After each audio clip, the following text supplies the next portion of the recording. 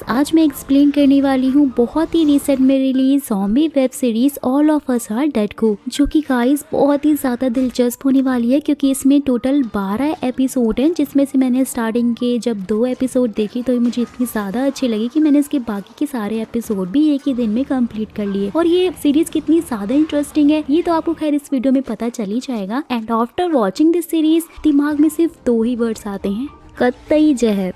इसके total 12 episode हैं, जिसमें से मैंने अभी सिर्फ 4 एपिसोड एक्सप्लेन किए हैं। और अगर आप चाहते हैं कि मैं बाकी के एपिसोड भी एक्सप्लेन करूं तो चलिए फटाफट से कमेंट बॉक्स को भर दीजिए, यानी कि मुझे कमेंट करके ये बताइए कि आपको बाकी के एपिसोड्स भी चाहिए। नाउ विदाउट वेस्टिंग टाइम चलिए फटाक से एपिसोड को स्टार्ट करते हैं। सो गाइस, एपिसोड की स्टार्टिंग में हमें जिनसू नाम के एक लड़की को दिखाया जाता है, जिसे कुछ लड़के बहुत बुरी तरह से बुली कर रहे होते हैं, इसे मार रहे होते हैं कि तभी वो ज़ॉम्बी में बदलने लग जाता है और उन पर अटैक करने की कोशिश करता है, लेकिन वो बिल्डिंग से नीचे गिर जाता है। और इसके बाद हमें हॉस्पिटल का सीन दिखाया जाता है, जहाँ पर जिनसू से मिलने उसके डैड ली पहुँचते हैं कि तभी फिर से जिनसू एक ज़ॉम्बी में बदल जाता है, जिससे कि वो एक बुक से उस पर वार करने लग जाते हैं। फिर ली अपने बेटे जिनसू की डेड बॉडी को एक बड़ी सी बैग में भरकर लेकर जा रहे होते हैं, लेकिन वो अभी भी जिंदा होता है, जो कि काफी ज्यादा हैरान कर देने वाली बात थी। फिर उसके बाद हम हियोशन के स्कूल का सीन देखते हैं, जहाँ पर हियोनसो नाम की एक लड़की को दिखाया जाता है, जिसे साइंस लैब से कुछ आवाजें सुनाई देती हैं। तो वो चेक करने के लिए वहाँ पर जाती है, जहाँ पर इसे एक क्यूट सा चूहा काट लेता है, जिसे कि वहाँ पर बंद कर रखा गया होता है। कि तभी वहाँ उनके साइंस टीचर यानी कि ली पहुँच जाते हैं, जो कि ये चीज देख लेते हैं और इसलिए वो हियोनसो को हॉस्टेज बना लेते हैं। और फिर हमें क्लास का सीन दिखाया जाता है, जहाँ पर मिस पार्क बच्चों के फोन को जमा करवा लेती है। और उसके बाद फिर से हम ली को देखते हैं, जो कि हियोनसो को बेहोश करने के लिए किसी तरह का इंजेक्शन दे रहे होते हैं। और फिर जब वो बच्चों को लेक्चर दे रहे होते हैं तो वो ये उन्हें बताते हैं कि एक वायरस का सरवाइव करने की पावर इतनी ज्यादा हाई होती है कि वो किसी भी जीव के दिमाग पर पूरी तरह से काबू कर लेता है। और इसी दौरान हम हियोनसो को देखते हैं गाइस, जो कि धीरे धीरे करके एक ज़ॉम्बी में बदल रही होती है और वो खुद को आजाद कर लेती है। और उसके बाद हम इस बात की क्लास का सीन देखते हैं, जहाँ पर हियोनसो पहुँच जाती है और उसकी हालत बहुत ही ज्यादा खराब होती है। ये सब कुछ देखकर सब लोग बहुत ज्यादा हैरान हो जाते हैं। हियोनसो मिस पार्क को ये बताती है कि मुझे साइंस टीचर ने हॉस्टेज बना रखा था, और ये बात सुनकर वो काफी हैरान होती है। और उसके बाद शियो को उसे मेडिकल रूम में ले जाता है, जहाँ पर डॉक्टर उसे चेक कर रही होती है। तो वो काफी ज्यादा हैरान हो जाते हैं क्योंकि हियोनसो का टेम्परेचर बहुत ही ज्यादा लो होता है। फिर डॉक्टर उसे इंजेक्शन देती है, लेकिन उसी समय हियोनसो उसे काट लेती है। और क्योंकि हियोनसो की तबीयत बहुत ही ज्यादा खराब थी, तो इसलिए मिस पार्क वहाँ पर उसे हॉस्पिटल भेज देती है। जिसके बाद हम ली को देखते हैं, जो कि साइंस लैब में पहुंचता है, तो उसे पता चलता है कि हियोनसो वहाँ से गायब हो गई है। कि तभी वहाँ पर टीचर्स पहुंच जाते हैं और उसे बताते हैं कि हमने हियोनसो को